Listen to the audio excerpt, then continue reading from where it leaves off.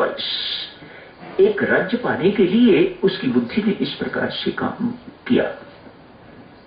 कल आपसे अर्ज की जा रही थी, गीता जी के 30वें अध्याय में भगवान ने शब्द प्रयोग किया है यज्ञार्थ कर्म करने के लिए।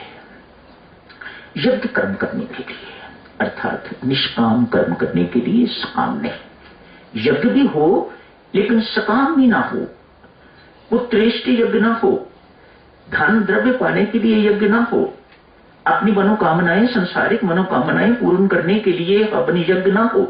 इसलिए गीता जी का यज्ञ बड़ा अलग यज्ञ है।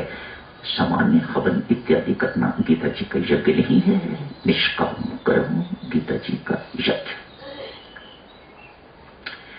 आज एक राजा के 100 पुत्र हैं, उसकी भी यही समस्या है, किसी एक को उत्तराधिकारी बनाना है। राजा बहुत समझदार है, अतएव क्या किया है, कहा बेटा कल सारे के सारे प्रीति भोज करेंगे, इकट्ठे बैठ के आप खाना खाओगे। यज्ञशाला कहिए, पाकशाला कहिए, किसी में भी यही बैठ के इकट्ठे भोजन, बढ़िया भोजन बनाया। राजा ने हुक्म दिया मेरे पुत्र में भोजन करना है, बढ़िया से बढ़िया भोजन, स्वादु से स्वादु भोजन 100 के लिए तैयार कर दिया। थालियां आगे परोस दी गई हैं। जैसी थालियां आगे परोसी हैं, साथ ही साथ शिकारी कुत्ते भी छोड़ दिए हैं।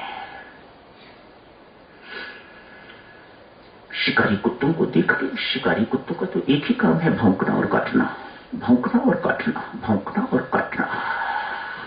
अतएव सभी के सभी राजकुमार अपना खाना छोड़ के तो भागे, सबकी भूख प्यास खत्म हो गई, उड़ गई।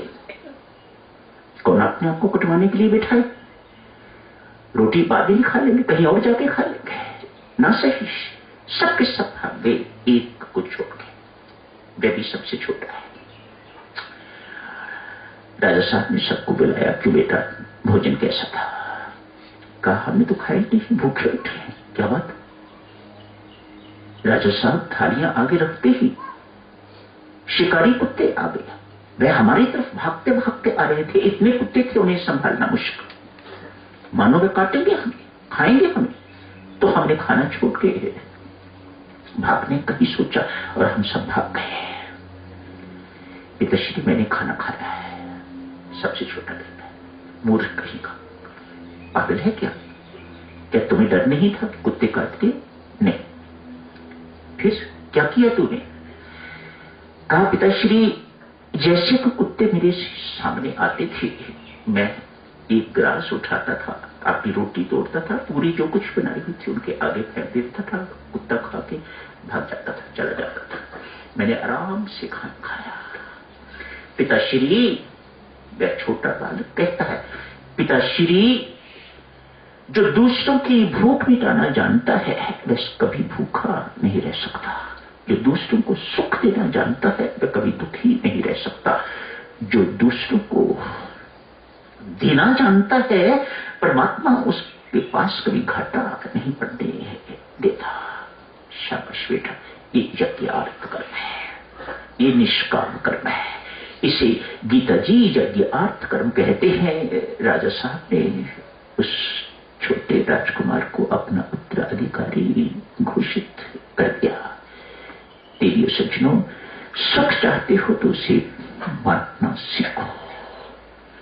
परमात्मा आपको बहुत देगा।